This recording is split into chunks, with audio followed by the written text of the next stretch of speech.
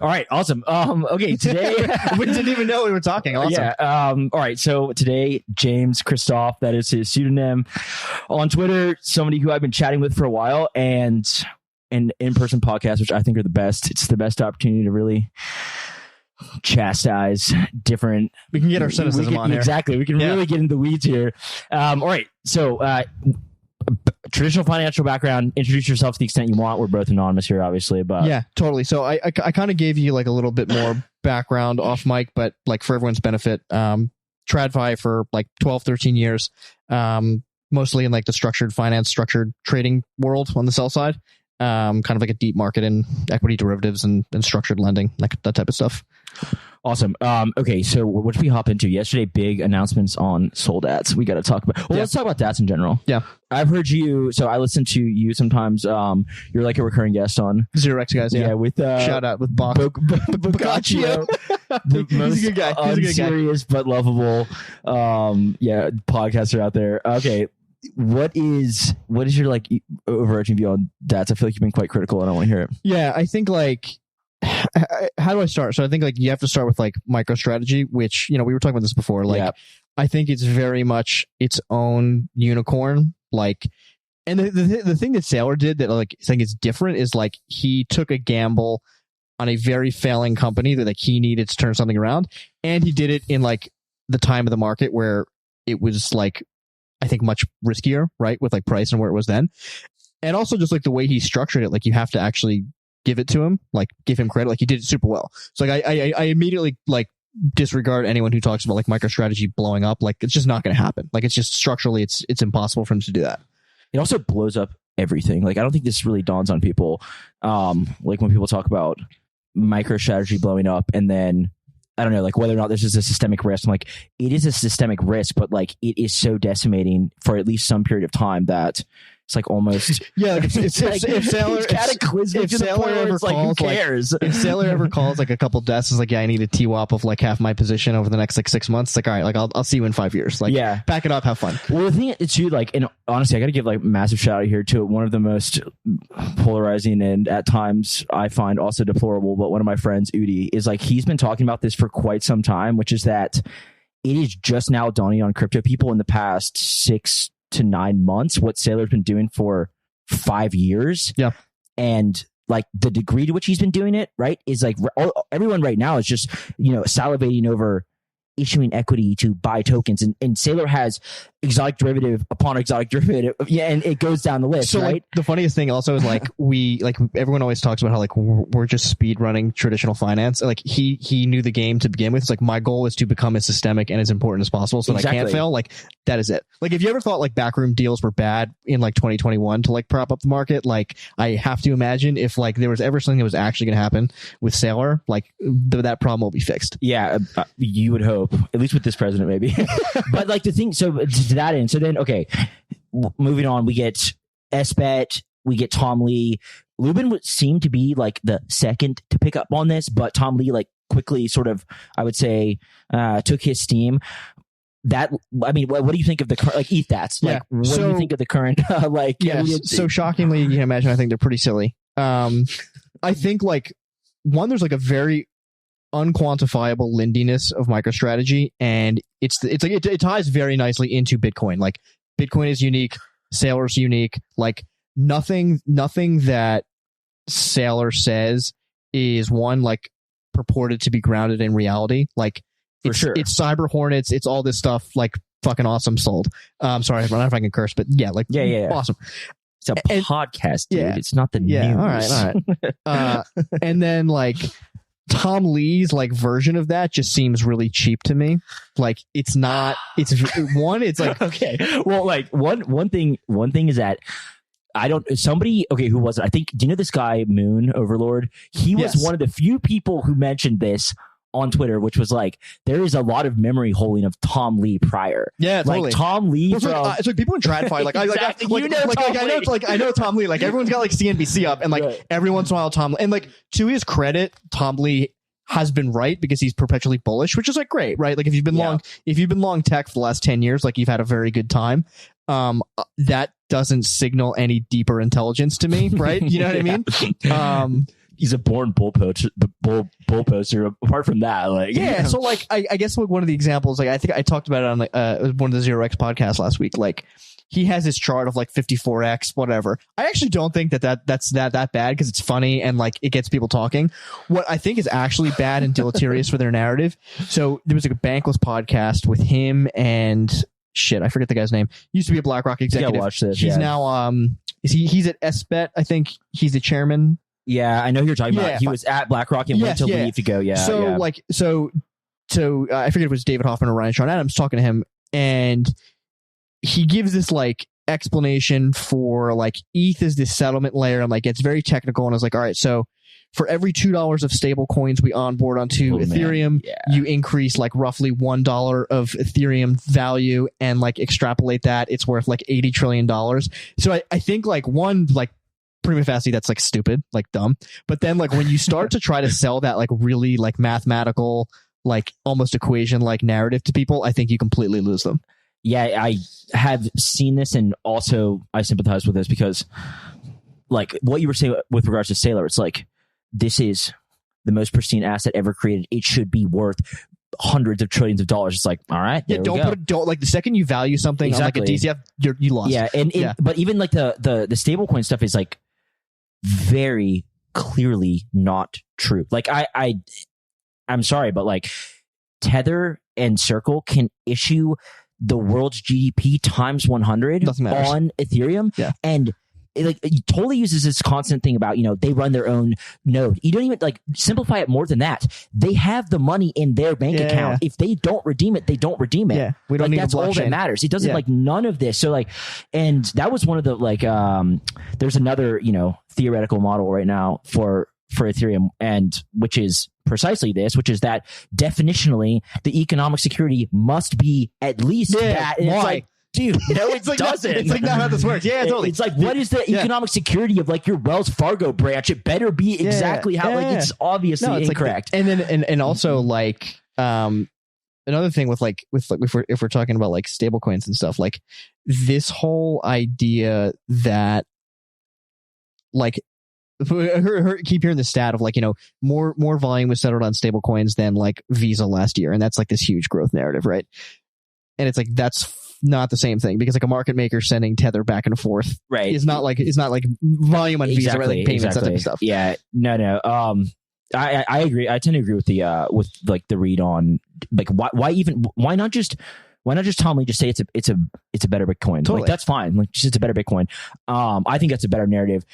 But anyways, from when these when did these kind of first come into prominence? Like 2 months ago now? Yeah. Like what have you seen in terms of the trajectory? I mean, the MNAVs have fallen precipitously, right? But so they kind of had like so SPET, BMNR, they had like their first initial pop, then they had their first kind of like hiccup where everyone kind of I think preemptively said it was over, and then like he had like kind of a second life to it.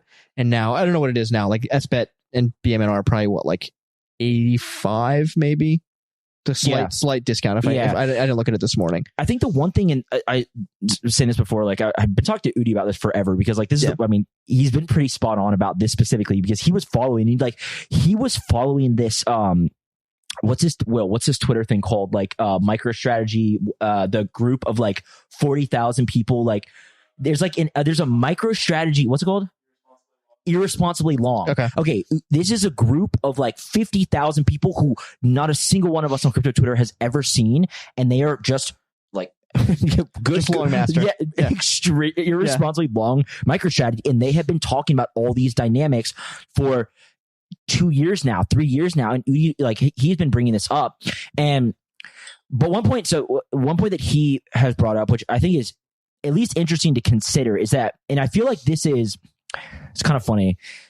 These things can trade at a discount, and they can just trade at a discount. The idea, of course, is that you restart the flywheel, right? Yep. The irony is that I think people are more afraid of some of these, as you go down the market cap list assets when they start to trade at a discount, because they're like, oh, I don't think the flywheel is going to restart. Strategy throughout the bear market at times traded below MNAV. Or traded below NAV. Yeah. So I don't know. Like, when you look at this, like, do you think that these could kickstart again? I think two things. I think one thing that made MicroStrategy survived so well is that he did not sell to restart the flywheel completely. He was just like, fuck it. I'm not selling. He's like, I'm not fucking selling this. Yeah, exactly right. Yeah. He's like, this sucks. Whatever. It's going to come back fine. Clearly, like, I think if you're being intellectually honest, no one in like the ETH DAT space now is a true believer. And I think they will certainly, like, if the discount gets big enough, they will certainly start selling ETH to bring that premium back up and like to get the more ability to sell shares, right? Like, there's just no way. Yeah, I think that sounds right. You saw that Tom Lee. Okay, so explain this to me from a bit of a TradFi background, like, because this is my read on it being much more akin to an actively managed hedge fund, which we're going to talk about more in a second. But yeah, dude, he invested in a WorldCoin DAT. Yeah, fund of DATs. Yeah. What is that like? Was that within the understood mandate of, hey, I'm going to go out and use this Bitminer to buy ETH? Well, I think the point is, like, WorldCoin's not so bad after all. I think the point is, like, one, there is no mandate. It doesn't really matter. That's okay. So that, yes. And he actually made one mistake of many, I think, on Twitter. He like got into it with someone. I know. And like, when you go to that level, that's not a good look to begin with. But he's like, this guy doesn't like making money. And it's like, okay, wait. So like, you can't, on one hand, like, you can't maintain this contradiction of like, all right, ETH is this pristine fucking asset that's going to save the world and it's going to have like world GDP on it. At the same time, like, I'm day trading like Sam Altman's eyeball coin. I know. Yeah, it's like why are you doing that? Yeah, yeah. It's like, what's next? Like, you're going to buy like the Swede DAT or like the AVAX DAT. I know. So that, like, that doesn't instill like a tremendous amount of confidence in his confidence in a single asset, right? Totally. Yeah. So, okay, along this vein of like actively managed, and this comes back to now the initial question with regards to, we saw a bunch of Sol DATs launch. Sol was like, clearly, you know, we got to catch up here, right? So Samani was the most recent and the biggest. Talk to me though about your view, and we were kind of talking about this before, as to whether or not this capital that exists in TradFi can all of a sudden start degenerating in DeFi and generating yield in these sort of increasingly exotic ways. Like, yeah, so like, I think it's interesting. Like, I think interesting is a good way to phrase it. I think like if you're being like objective about it, like, we're just porting over hedge funds and wrapping them in a different legal structure. Yes. Right. Yes. And I'll start with like why I actually think it matters. So like, you know, 99 times out of 100, when people complain about like financial regulation, like, I get it. Like, I don't care about the 800th disclosure on like a PPM like buried in it, but there are certain things that I genuinely do think like actually matter for protecting people. So like, if you look back at like 2020, 2019, like, as soon as like Celsius and BlockFi started, those were clearly unregistered securities and like hedge funds operating. And like, had that stopped before, like, you know, the world would look very different. I'm not saying that's the same thing. Yeah. Now it's not the same thing at all, but I'm saying like some regulation does actually make sense. I'll probably get crucified for saying that. No, but also the thing about, like, when you're spot on, because it does, the analogy is like I agree. It's not set us up for a good future here, because the thing about Celsius and BlockFi is they literally put on just like a good UI that looked clean and looked professional. Totally. And they were literally behind the scenes doing spreadsheets and shit. We were doing with Curve and Convex in like all of the most obscure Ponzi games. Or they were just like sending it to who's the 0x wallet. I forget who it was. The guy that we found out for Celsius. It was just one guy managing all the stuff. Exactly. I forget his name, and like lending it out to the most, you know, they lending it out to guys who were doing the same thing. Like, totally. It was turtles all the way down.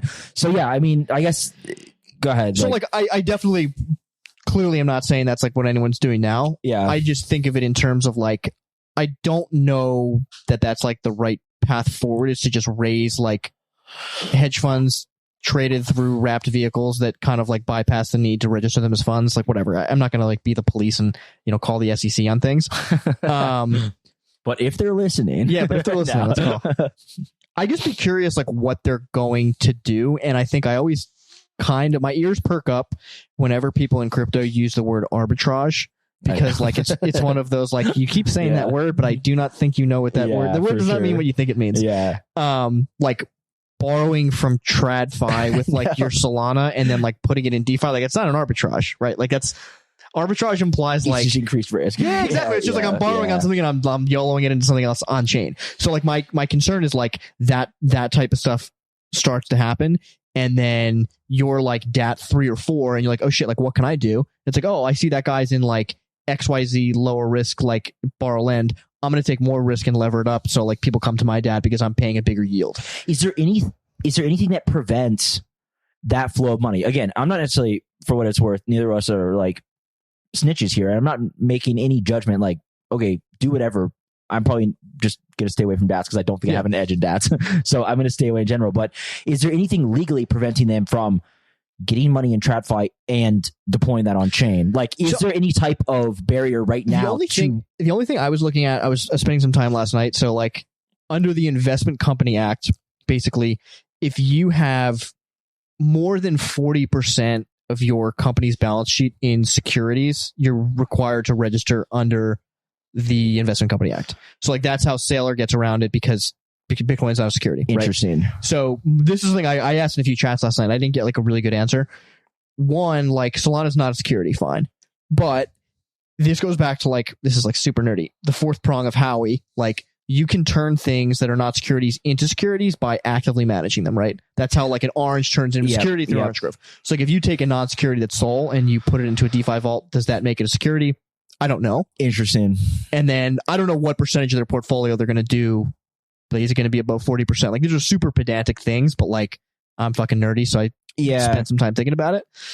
Even the staking premise in general. I mean, and actually this applies to ETH. Any data, I suppose it's really not Bitcoin, right? Like the at least intention. I guess this is already the case with a lot of the ETH that they're entering the staking queue, or they have some deal with like one of these what is it called, like alluvial or like that. So that's one. Like, what do you think of that? Well, dude, you could make me crash out for the next like 2 hours because we've like, dude, my fucking the hill that I will always die on is like LSTs are so stupid. It's like you should be trading something to get the yield. Like there should be a trade off. The idea that I'm just like putting my ETH and locking it up and getting staked ETH and like everything's fine and there's no trade off, like shouldn't exist, right? I know. Like, it should it should depeg, or like there should be a problem. I mean, I stopped dying on this. Okay, so no one cares about it anymore. I came at it from a different perspective though, and I said this stuff like 3 years ago when there was should it be called an LSD or an LST? Yeah. And my point, which was I really did, whether or not it's clearly not relevant, but I came at this from what I thought was like a first principle point of view, which was, okay, let's like take Bitcoin. Let's look at how proof of work works. Okay. A miner is plugging in, has to acquire energy and has to acquire a computer and actually has to do that work. All right. If you apply this analogy to Ethereum, when you use a staking provider, they are doing that work for you. They are quite literally doing the work for you, right? And so, like, I was like, this is 100% rewards to validators. Exactly. Is it so I had the same like, but so that was only sort of tangential. That was more from me looking at like this looks a little bit like a security, but then it's like, okay, no, this is like decentralized middleware, and I was like, okay, if you say that's fine, that's fine. But to your point, you're right. If like it shouldn't be the case that staked ETH is functionally the exact same. Like there should be some risk if you're getting 3% yield, okay, inflation, whatever you want to call it. But like if you're earning outsized, over just raw vanilla ETH, like there should be some risk there. It's not just, like, so I completely agree. And I think like if you tie it back to like DATs and yield, like I keep hearing people say like one of the huge selling points of DATs is the yield. And I'm just like, I don't know, man. Is it like if you're long like a 90 vol asset, is like the 3% of like, it's not even real 3%. Yeah, it's like 40 bips, less like 15 bips. Well, if you were to actually, this is another thing. If you were to actually look at ETH as a currency, like the way with bonds, right, that we determine like real interest rate is we take like the yield and then we take out like inflation and then you come to like your real interest rate, like obviously duration and all this stuff, but like that's what you're looking at, right? Like that's the real yield.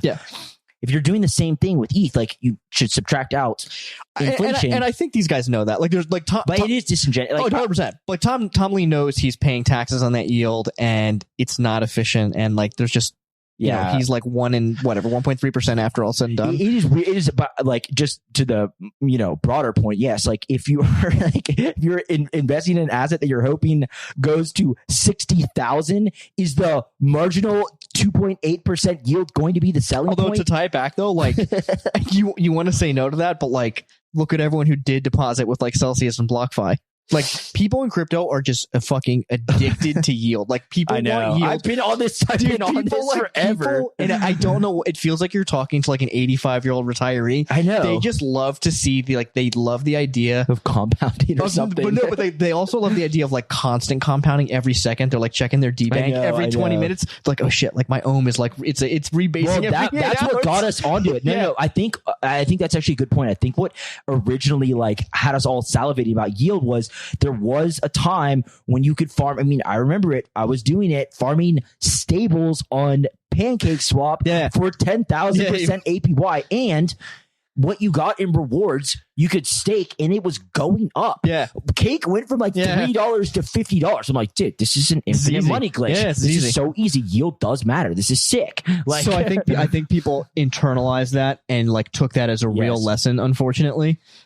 I don't think it's not like a bad proposition of like, hey, I'm going to take my Ethereum and I'm going to like put it in DeFi and make it active.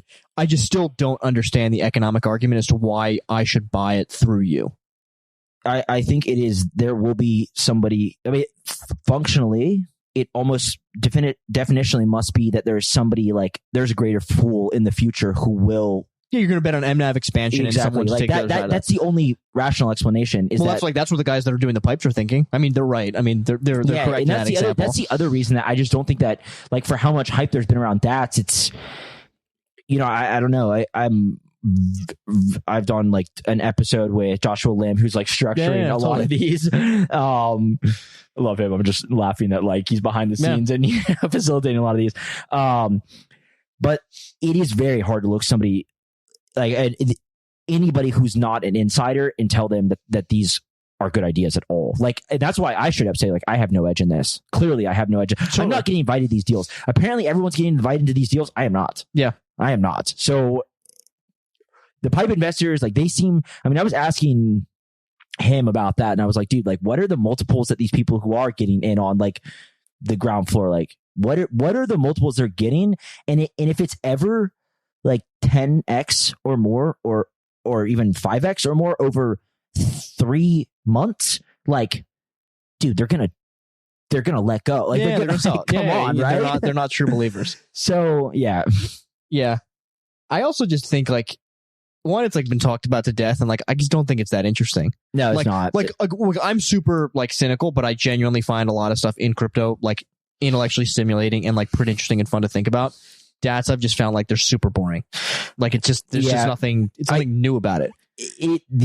Agreed. The new part is just that it's a new marginal buyer. Yeah, we just took like shitty financial engineering that like people know about. So yeah, but okay, let's expand on one more point about this. What we were talking about prior with Saylor, and again, this has been going on for 5 years, and this doesn't really dawn on people like how much this has already. Well, specifically, Saylor started issuing equity, and then he started issuing 4 more increasingly exotic derivatives to the point where he's now at functionally a Athena-like stablecoin, like a algo-ish stablecoin that kind of has like a lower bound on its depeg. But, that's where he's at already. I'm wondering, like, this is kind of pertinent because we were talking about like the most recent Solana DAT. Like, do you expect these type, having some background in TradFi, like, do you expect these types of like exotic derivatives to be issued against DATs like this? And if so, like what would be the rationale for somebody wanting to buy an algo stable issued? I don't know. Like it's like I don't know. I think there's one Solana DAT that issued converts. I think so, right? Okay. But I don't remember what the size of the issuance was. So like one, that's like an issue to begin with. Like the issuance needs to be big enough for like a convert arb hedge fund to like be interested, right? So like that's why it worked at Saylor size. I don't think that like the market appetite is there right now. I also think like you can kind of use the heuristic of like if there was a market for convertible crypto debt, like Saylor would just keep issuing. That's what. There's no reason. Exactly. Like I don't know why. If the market was open, Saylor would never be like, I'm not interested in tapping this market. And some Solana DAT's like, hey, I can tap it. To me, it's always like he's going to eat up all the capacity. And if there's anything remotely left over that he can't fill for God knows why, then someone else would do it. That is basically what I was thinking as well, unless somehow the story is told that there is real cash flow being generated on chain. And I mean, I guess like I saw somebody tweeting yesterday that one interesting again, I think actually you responded to this tweet. It was something along the lines of like, maybe one interesting aspect is being able to move TradFi money on chain in a kind of a, indirect way. I am like, again, not an expert on this, but eventually I understood like, oh, okay, so there's all of these hedge funds and endowments and institutions that want more exposure to Bitcoin, but they simply cannot within their mandates, and Saylor figured that out. Maybe the premise is that I think that's just like I think that's very not true now. Okay. Like 2020, the idea of like you couldn't get exposure through your mandate, definitely a real thing. Now, I mean, I don't see it. Like a lot of family offices are like being pretty aggressive, like in the direct asset. Endowments own it. I don't really know of anyone out there that's like, I really want to get my hands on this, but I can't do it. So like no one's a buyer of MicroStrategy in like huge size anymore because of that. Let me take a moment to talk to you about Ellipsis Labs, a team I've known for a while building some of the most interesting products in the space. The Ellipsis team is one of the few that I can consistently point to and say, these guys really know what they're doing. They're backed by Paradigm, Electric Capital, and Han Ventures. The founders, Eugene and Jerry, have experience at Citadel, Jane Street, and the Solana core team. Since launching their order book DEX, Phoenix, they've done over $80 billion in trading volume by making on-chain order books competitive with centralized exchanges. They are also the team behind Gavel and SolFi. I would consider them the foremost experts in crypto market microstructure. The best part is Ellipsis is hiring for New York-based engineers. Work with a small, focused team who are results-driven, collaborative, and use a modern stack. If you're an engineer who wants to work on infrastructure that's already proving itself in the market, go to ellipsislabs.xyz. Okay, now back to the show. Okay, so that actually brings up a slightly different topic, which we were talking about before. One of the interesting things that I guess I kind of learned, maybe I already assumed as much, but I kind of learned more recently, having like spoken to a good number of VCs. I would say this is more within the past year, is that their books are really not benchmarked to Bitcoin anymore. And the rationale is that Bitcoin is this macro asset. Anybody in the world has access to it through ETFs, through strategy and all of its various derivatives. Direct access to Bitcoin now has transcended that of the cryptosphere. Ideologically, I may have some reservations with this, but let's put that aside. Yeah. Like that seems to be a little bit one of those like pick and choose what you want to, totally tell your LPs. But regardless, that does seem to be LPs are investing with that understanding now. That's my understanding, is that like a lot of these funds are getting LPs saying, look, we're allocating towards a riskier, different type of investment. Now, this is what's fascinating about DATs, and what I was thinking about recently is like, okay, we now have a bunch of Bitcoin DATs. We have numerous ETH DATs. We have coming online soon a number of Sol DATs. We have Sui DATs. We have a Story DAT. We have a Hype DAT. Don't forget WorldCoin. At WorldCoin DAT. I'm kind of now at the point where I'm kind of curious, like, do you think that VCs are going to have to start talking to their LPs and be like, yeah. So like, it's actually something this is like very inside baseball of like traditional hedge fund allocation. So like institutional investors are fucking obsessed with benchmarking this is like, we need to know what we're benchmarking against. Like, you're an equity long short fund. What's your benchmark? You're multi-strat. What's your benchmark? I've always been surprised. And like, this is mainly just my own ignorance. Like, I'm just candidly not really in like the VC crypto community at all. Yeah. I don't know how their institutional LPs, so like personal LPs, like writing checks, totally, I get it. They don't care. But for like an endowment writing a check to like a crypto VC going forward, I think they want to know like, what's the benchmark? And I don't know what the answer is, because like Bitcoin, I think to your point, like, it doesn't really make sense. Like, I am kind of sympathetic to VCs. Like, it doesn't make sense to it. From your view, probably it from my view, it is, because I'm like, I don't need to. I'm going to go. I'm going to crash out over this. I'm baiting you a little bit. You are, because I'm sitting here and I'm like, Bitcoin. But then that's almost reductive of like, don't even bother investing in the asset class and like just buy. It's the same. So I'll put it this way. It's like a different flavor of it. Like, you don't invest into a hedge fund to beat the S&P 500, right? You want like a risk adjusted return, right? But you still benchmark against the S&P, right? Now, VC, you can say like, are you doing that with less volatility? I don't know, right. That I guess is the most like charitable point of like, you can underperform Bitcoin, but like if you do it in a different way, like I do think it's valuable. Like, I would like to allocate to like a quality VC who's like doing the seed deal of Athena, like in the bear market. Like, I think that's a talent. Like, I can't do that myself. Yeah, I don't have those connections. Like, I know, I agree. I guess my thing I definitely like, didn't think I'd come on this podcast and be a VC defender. So no. I just think that, well, I think I come at like it from a much, first of all, and this is a very real and relevant bias, is that I don't allocate other people's money. Like, I allocate only my own money, and I don't even do that much in the way of like allocation. And the reason there is a reason for that, which is that I really do, and this, so this is like pretty ideological here, but like, I really do think like the opportunity cost of almost anything to me is Bitcoin. Like, I approach it like that. So like, when I go and invest, if I'm going to invest like what I would consider to be size in my personal portfolio, it's like, what do I think the return is going to be above Bitcoin? Now, if I'm degenning with you guys in the trenches, okay, this is a totally different story, right? If I'm like putting, 1% here, 1% here, like, this is different. But like, I really do think like the opportunity cost of money now to me is Bitcoin. Now, I could be wrong. It's still clearly a risk asset. Like, I'm not like. Do you think of that? So this is a question I always ask people. Like, are you thinking of that solely within the confines of crypto? Because like, I can find a ton of different like mega cap assets and be like, why is if you're using that line of argumentation, why is your hurdle not like Nvidia or like something else? Like what makes this different? Because I do believe in the vision of a store of value, like monetary asset that like should in the long run.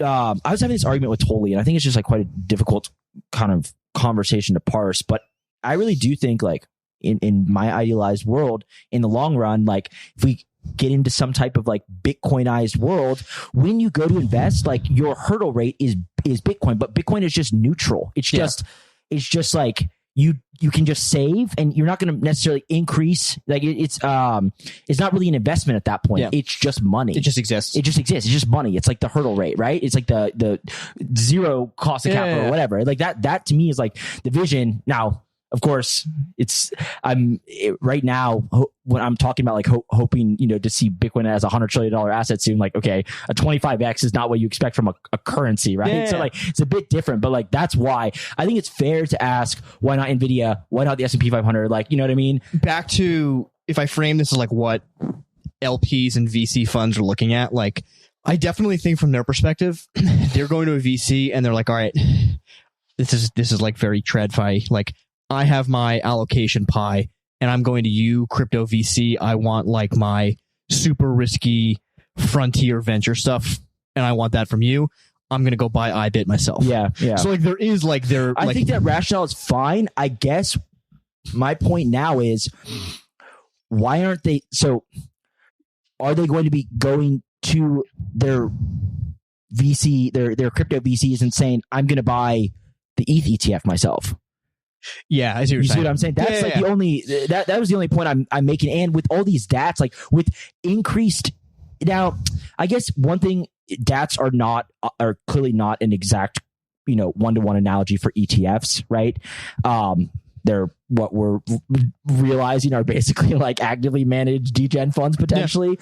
So it's not really fair to say that buying this new Sol DAT is the same as buying the Sol ETF when it comes on and doesn't have these weird I would be willing to bet like over a 5-year period, it's probably the same or materially worse. Yeah, if you were buying the DAT. For sure. Exactly. I don't like. I can't. This again goes back to our previous conversation.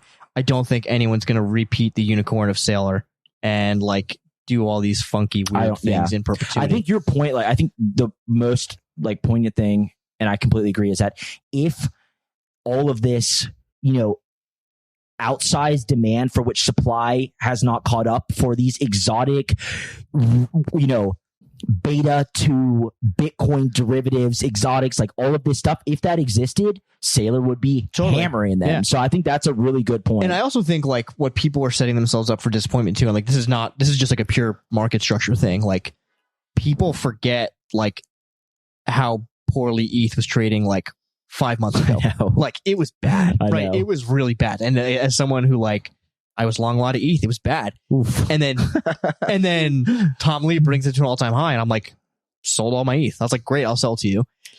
So I saw you tweet that. Yeah, and I was like, honestly, like I felt stupid for holding all this ETH throughout it, and like honestly, I'm not going to make the mistake again. I own none, and like purely, it's like you wonder, like, and this is not what I think is a novel like point. Like, what if we already priced in a lot of like this, and it's done? Yeah, right. I don't want to say it. Yeah. No. It like, I won't make too many incendiary comments, but like it does. You can just. It's like almost a like Ansem tweeting about like just a gut feel. Like it's almost like it's like this gut feel that surely there's diminishing returns from here, right? Like so it's impossible to deny. If we're gonna get to this point of the conversation, I always say this, and like it pisses people off when I say it to them. I'm like, the way like my mind has kind of thought about the entire market for the last like year and a half is like we've done pretty much nothing since the end of 2024. Oh yeah, like exactly. We actually just haven't. Like you'd think we've done like a lot, but we actually just haven't. And we spent like we had like that short period from November to December, and it was like, okay, it's time to price in like every good thing in the fucking universe is going to happen. And we priced that in. Every good thing in the universe happened, and we're kind of like a little bit higher on the price, right? Yeah, I mean, like generally, like from like a market. I think that's right. Yeah, from a market structure. I think we priced in all of the okay, so my kind of view is that we priced in all the non-money printer go burr narratives, like the Trump and like positive regulation, just all of these corpo chain, like all of this, like, so 100%. I think if you told people like 2 years ago all this kind of stuff was going to happen, and you told them what the current like market price and like valuation things were, they would say you're crazy. It's much higher. Yeah, I completely agree, because but maybe this is just like sort of the higher bound before we turn the money printer on, like this, and I hope that the thesis of money printer going burr is going to be good for us. Like, I don't know. Yeah. I mean, do you think that's all priced in too? I'm getting out if you think so. I mean, look, like I hate to be like a market prognosticator. I've candidly, like, this is obviously not like a macro podcast. I've never like leaned into the money printer go burr thing too much. But like, I do think people in crypto discount how efficient markets are at like actually pricing things in. So like I went back and forth with a lot of people on like the Sol DAT, and like, I'm sure every single person you talk to, like, this thing has been rumored for the last like 2.5 months, right? Yeah. Like not even rumored, just like fucking obvious. And also they just had to, like, you look at their biggest competitor ETH and they see Tom Lee and it's just like, oh, you guys have to do this. Like, it's obvious you guys got to do this now. And so like Mert and Tolly and Kyle and Novogratz and like all of them are like, all right, what are we gonna do? Right? Yeah, we like, gotta do it. But that is one thing. Like, I think Solana is just, the entire ecosystem is so much better coordinated, and they can paint like a narrative together. Like the Ethereum Foundation is never going to sponsor a DAT. You know what I mean? Like they're all. Although Lubin, I get, but no, you know what I mean? Right. Like true thought leaders. Like, but I digress. Like previous point, like, people are like, oh, why is Sol not moving now? Like when Galaxy was like, the DAT was like ripping yards into it. It's like, okay, now they have Sol at basically like market price now. Right. It's like, okay, like everyone Right. just front run that. Like that's how Right. markets work. Right. And people still think like, oh, it's crypto markets. It's like a new frontier. It's like, yeah, but like the people that are in crypto now, like I hate to break it to you, are like very sophisticated. Right. Yeah. And I don't mean me and I don't mean you. I mean like I know. people that are like actually moving markets, they're Right. very sophisticated. Yeah. Like they know how to price this stuff. Hey, Will here with Blockspace Media. Did you know that we have individual feeds for all our shows? If you're watching the Mining Pod, Bitcoin Season 2, or the Court Show, be sure to check out the individual feeds. You can find them on your podcast player of choice, whether that be Spotify, Apple, YouTube, etc. Just type in Blockspace Media and you'll find all our shows pop up, or just type in the individual show name like the Mining Pod or Bitcoin Season 2. Be sure to hit that subscribe and give us a 5-star rating so we can continue to bring you the best content in Bitcoin. Correct me if I'm wrong. Are you pretty big Hyperliquid bull? They're like, what? I see you tweeting about it. Yeah, I like it a lot. I definitely didn't use it nearly as much as I didn't use it that much mainly because like I just don't trade perps. Neither. So like I farmed it with like HLP and I got like a decent airdrop, Yeah. but like nothing crazy because I just don't think I have any edge trading perps. So like I kind of self-selected myself out of that, which Yeah, sucks a little bit. same. I think it's awesome. Like I think it's I guess the only, I mean, if I want to give like a cynical take, because I think that's like the entire point of this podcast, is I kind of do sometimes go down a dark hole and I ask like, what's the point of Hyperliquid? Like just build a box. Like why do we even bother pretending that it's like a decentralized exchange? Like just like straight pipe it and put it in a box and that's fine. You know what I mean? Like I guess I just don't get the end. Like it's an awesome product, but like I don't get why it even needs to be decentralized, and that's kind of like my core ethos. Well, like it doesn't, and it's not really. But I know what you mean. Like, but I feel like it's in that weird like kind of tweener in between space. Like it's obviously not Binance, Right. It is like decentralized to a degree, but like I think it's close enough to Binance that then you can say it's no KYC. Yeah. It is close enough. And there's like, at the end of the day, what I realized, because I've been on your side about this I think I went down like an MEV rabbit hole I still am, I follow roughly, but like I was like really trying, because what I thought at the time, and back in like the bear market when none of us had anything to do, and everyone was going mechanism design, and I was like, okay, I don't come from an HFT background. I don't really come from a trading background, but I come from, I think, at least some common sense. Okay. And my common sense told me that if having all these nodes distributed around the world that all have to come to agreement on the order of a ledger at the same time was the best way to trade. Totally. Yeah. Totally. That we would have figured that out by now, and that NASDAQ would be like that. Well, I just think proof of stake is stupid to begin with. Like, why bother? Like, that's my point of like, just build a box. Right. And so, but I think that ironically, and I was kind of having this discussion with Tolly, and I don't know, like, it's so hard. He's a little bit, we're both like a little bit out of our minds. So it's hard to tell like if either one of us really understand the point we're trying to make. But I was like, what I kind of realized is like, Solana is not the best way to trade assets. It's clearly not, and I don't really buy the multiple concurrent leader. I don't think there's a way to. Well, so like let's take this to like the natural end state where like it's decentralized NASDAQ, everything's there. It's like, okay, so like Citigroup over there is gonna have a massive validator, exactly, and then Goldman's gonna have a big validator, and then but then it's like, okay, like what is the fucking point? And you know what? I'm gonna say it like. Maybe the whole composability thing. Now, does that give the chain a tremendous amount of value? I don't know. Like, I'll put that aside. But maybe it's a composability thing. But for the time being, people are trading on it. Like, people do push real volume. I mean, okay, maybe not relative to like NYSE, but they do push real dollar volume through Solana. And at some point, you kind of just like have to accept that. And I made this joke. It's like, why are we using a blockchain? It's like, well, because that's where we stuck all the assets. Like, you don't have to overthink it. It's like a bunch of people can spin up wallets with like, no KYC around the world. Everybody can access it. It's open 24/7. Maybe that's enough. I don't know. I don't think anyone cares about decentralization anymore. Nah, I don't. I know. I care about it for like Bitcoin. Like Bitcoin, I care about it for Bitcoin silo off my Bitcoin. I care about it too for Bitcoin because I genuinely think that there is some level of decentralization that Bitcoin necessitates, or it really is worthless. And I'm fine with saying if it becomes centralized beyond that point, it's worthless. Like it's pretty simple. Like if your transactions start to get censored, if you can't easily spin up a node on like a shitty computer, it's worthless and it's fine. It's all it is a bunch of like, computers around the world. It just doesn't exist, right? Like, so it will be worthless, and I'm fine saying it's worthless. For the rest of this stuff, it doesn't matter. And I used to think, like, I initially thought like, Hyperliquid, no KYC, fine, but I genuinely do think now it is such a good product that people would use it. Like they shipped a phenomenal product that people are going to use regardless.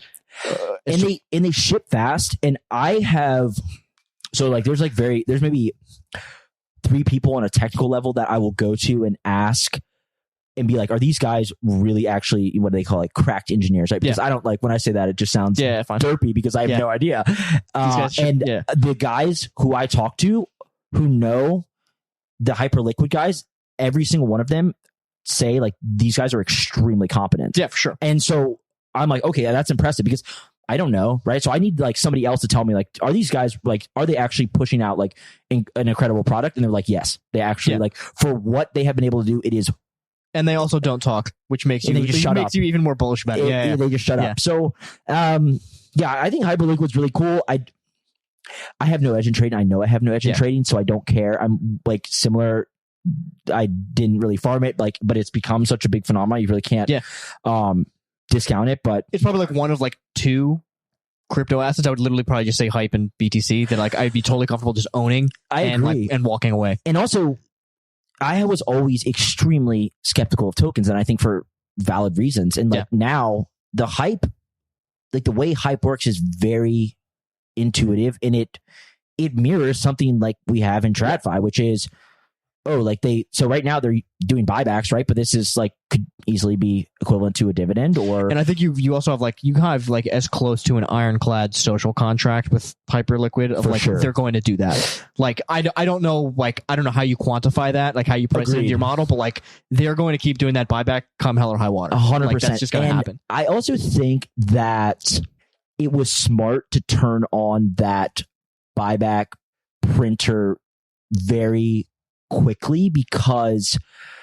to me a lot of crypto this is a weird way to say this, and we were just talking about like it's pretty centralized, but like crypto protocols applications, like a lot of times when they're out there, they are much closer to being a finished product than I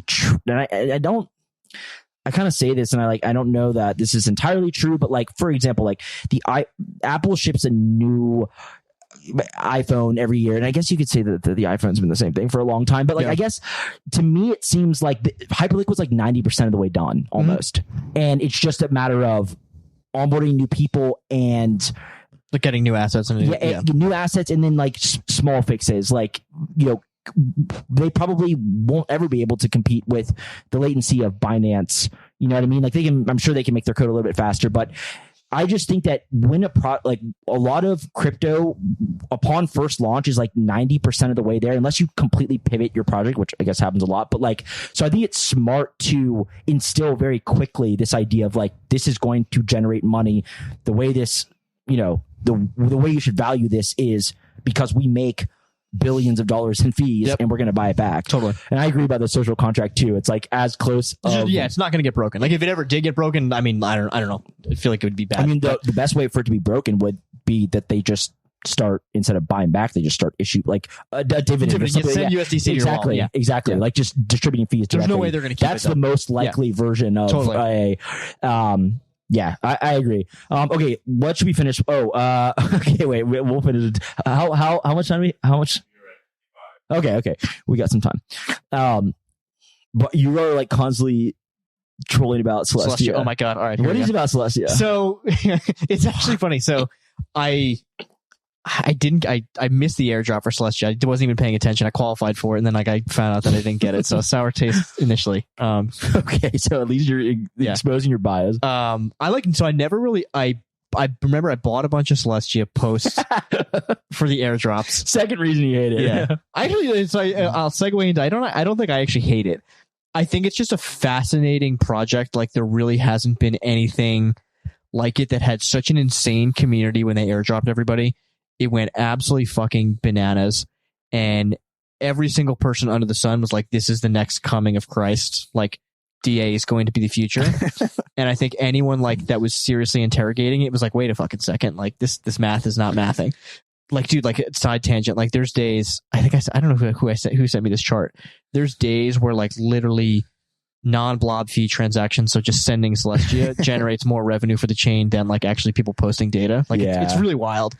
And, you know, like, I was just fascinated by, like, this whole proof of governance stuff that was suggested, and, like, this battle that's going on, like, in the governance forums. Like, I hate going in governance forums. Like, I sometimes will lurk in them. Yeah. And, like, someone pitched this trade to me of, like, Celestia now, whatever, $1.80, $1.90, I don't know where it is now.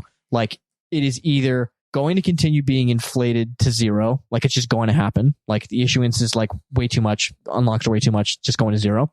Or they can, like, actually get their act together, or, like, move to this proof of governance concept, change the entire, like, issuance dynamic, and, like, maybe put the project back on its legs. And, you know, that was my own personal campaign to tweet at Nick White every single day. I think I gave up. I got a little bored.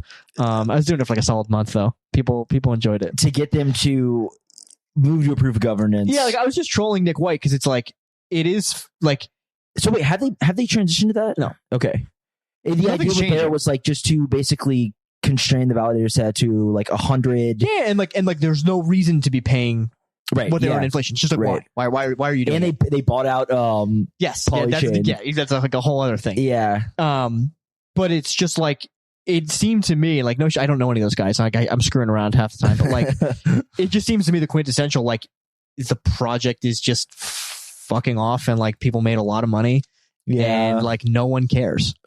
Yeah, I haven't really followed that closely with regards to the tokenomics, to be honest. I guess my thing about Celestia was that, okay, so like, let's say there's like 100 different, like, there's a broad spectrum of outcomes, like 100 different possibilities from Celestia goes to zero and ruins the world, up to Celestia becomes the DA layer. It is, say the word modular money. You know, exactly. Modular money. It becomes, okay. So like, my thing from the beginning was like, I didn't think that, like, structurally it could ever be worth what... I didn't think it could ever really be worth, like, a venture scale outcome. I just don't think... So you didn't invest in Eigenlayer at $30 billion? No, exactly. Like, I did not... I mean, I was trolling restaking, like, very, very early on. Like, this was like a big thing for me, right? And but so I didn't really actually... I followed the Eigenlayer stuff closer at the beginning than the Celestia. I just didn't... The, like, DA is a commodity. Like, okay...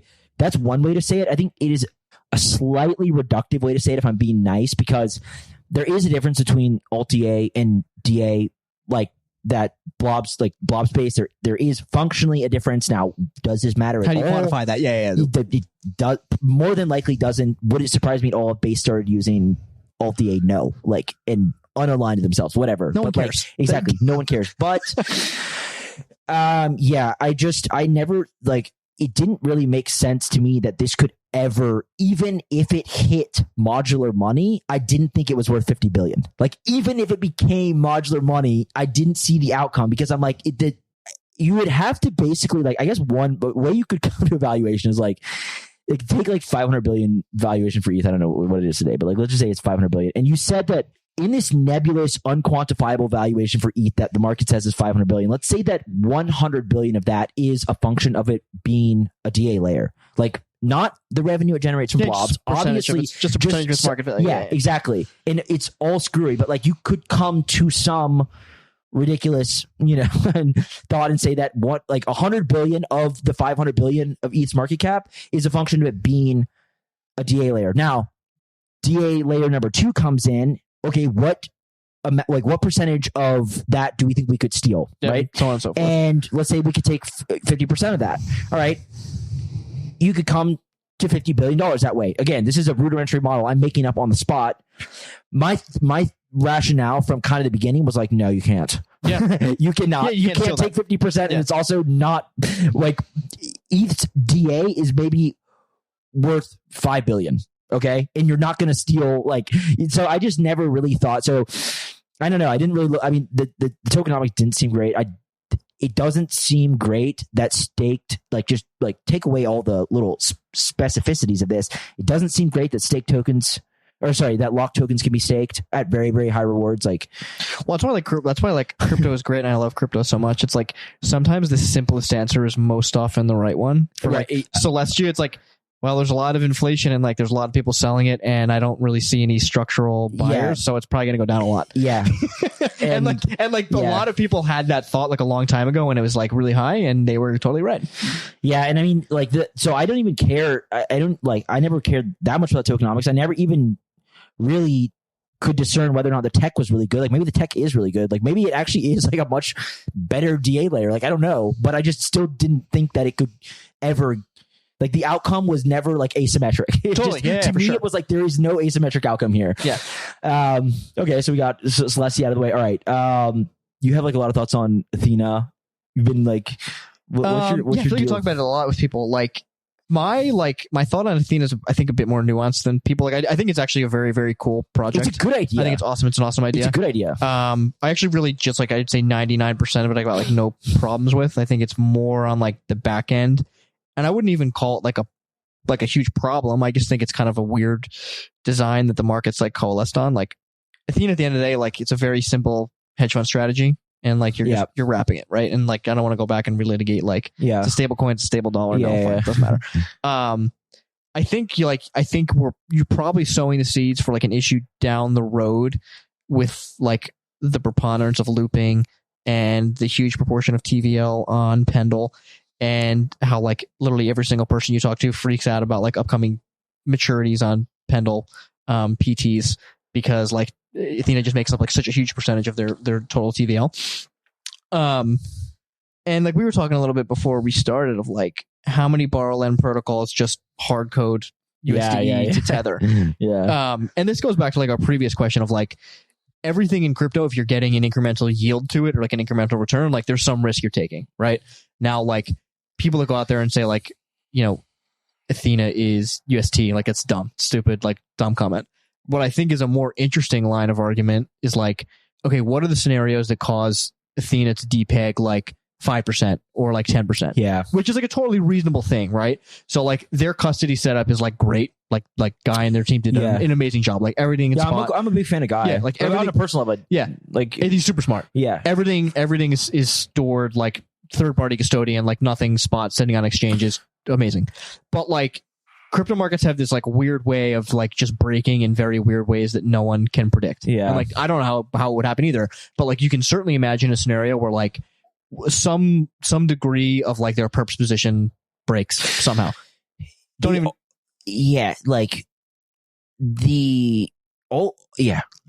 all live perps positions, and one exchange gets so one exchange gets whacked, and let's just say in the fog of war there's a 5% depeg. Not the end of the world, totally you can bring it back eventually, but the amount of times that USDE is looped on Aave, or how much leverage is built up in Pendle, that argument, I think, to an Aave supply side depositor of hey, everyone knows this asset's impaired right now, but Aave is treating it as good debt because we pegged it to USDT. Yeah. I don't think that really flies. I think you can maybe make the argument that it's okay to prevent hey, a flash liquidation or someone kind of taking advantage of a depeg for 2 seconds. I get it. But if you're sitting there and USDE is actually depegged by 5 cents for 10 days and Aave is just telling you it's good set at $1, I think that's setting you up for problems. Yeah. Yeah, that makes sense. I'm sure there's a lot of there's a ton of leverage built up in that. Yeah, and I don't think it's I don't think it's by no means a systemic risk. I think it's a super cool product. I think it's interesting, but I just think the same thing with anything in crypto. I think people lend too much against it. I think my general ethos is anywhere in any borrow lend protocol, I think the LTVs that people that protocols give are way too high, especially when the assets are commingled. Yeah, it's all the same thing. Yeah. I think, but especially when there's in the curve situations, so totally. That was so elucidating for it's wait, why is this one guy able to almost wreck all of DeFi, according to the Those were fun. That was a good bear market experience. That was fun. Yeah, exactly. And then I'm like, wait, why is Curve like essentially treated as equal collateral as BTC and ETH? Not literally, but like functionally, why is it allowed to have such a systemic risk? And yeah, so that makes sense. What do you make of like the idea that, okay, interest rates come down?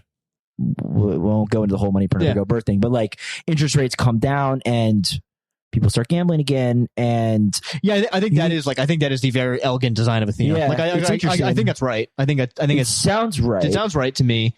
I think again, to previous point, like the super middle of the road take, it's like a company like Circle is like probably screwed, right? They probably always were screwed, but now even more so. Yeah. You think Circle, like, what do you make of like Circle stock? Just like grossly overvalued? Yeah, I just like don't think it. I'm not a fundamental investor, but like one, I just don't think it was a very interesting business to begin with. I don't think that they have like the technical chops to like really expand and create something like brand new and innovative. Like I would put Tether in the same bucket as MicroStrategy of like they're kind of like their own thing. They've created this like amazing, beautiful, small ecosystem, but Circle's not that. I don't think. I agree. I think it's like nice TradFi beta, but like that's kind of like a flash in the pan type thing. Yeah, I mean they basically funnel half their revenue to Coinbase. So that's interesting. I know we don't have a ton more time, but I think like if we're talking like Hyperliquid and USDH, like I think that is going to be. Yeah, what do you think about USDH? I think it's awesome. Like I think it's like it is so great that people are no longer just allowing stablecoin providers to just take 100% of the deal. Yeah. Like maybe it's not 100%, but like it's probably like a split. Like your product doesn't exist unless we use it. Right. And it's a great, like guys, Hyperliquid, like, wait a second, like why is there, what is it, like 10 bill on the bridge, something like that of USDC? I don't know what it is, but. And I think it matters more in the scenario of Hyperliquid, it is much more viable for them to do that because this like whole composability building blocks is a lot less relevant in like a siloed perp exchange where people are there to be. They just want cash. Exactly. Like they want some confidence in when they close a position, it's a legitimate dollar, but like outside of that, they have no reliance on Circle. It doesn't, I mean, the whole hyper, VM thing, like it's in its nascent stages. They're not reliant already on Circle in the ways that like, I don't know this necessarily, but like Base may already kind of be in cahoots with Circle for. And you probably, as Hyperliquid, you probably feel way safer with like native markets controlling your stablecoin than you do Circle. Sure. Like if you're thinking like 5 years down the road, who knows what the regulatory regime is? I think native markets is far less likely to blacklist your bridge than Circle is. Exactly. It's like it's kind of a no-brainer to me. Yeah. I don't really care about like the drama. Like I totally disinterested in that, to be honest. I think like that's how crypto works, to be honest. Like that's how all deals are probably done. Yeah. Yeah. The whole drama was. It's like one of the few. It was like one of the few interesting things to talk about. That's why it definitely got some people like up in arms about like why even facilitate a governance proposal. I think it's like obviously that's what happened. Like like obviously like probably native markets was like. Well, I guess the claim was that people did not expect the degree to which all of these issuers were going to come and like give these. Crazy incentive. We'll give you 110% of the revenue. Yeah. Like we will. But I think it's awesome. Like if you're Hyperliquid and like you need to think about this from like a selfish perspective of them, like do more of it. Like you are fighting for your own protocol and in exchange like you're fighting for like I think it's very hype token holders. Like great, do it. Like no more like kumbaya stuff. Like like these margins should be razor thin. Like if I'm them, I'm gonna extract everything I can out of a stablecoin provider for sure. All right. Well, I think we covered a lot. It's fun, man. Everything. Yeah, we did. We got hit on all the points.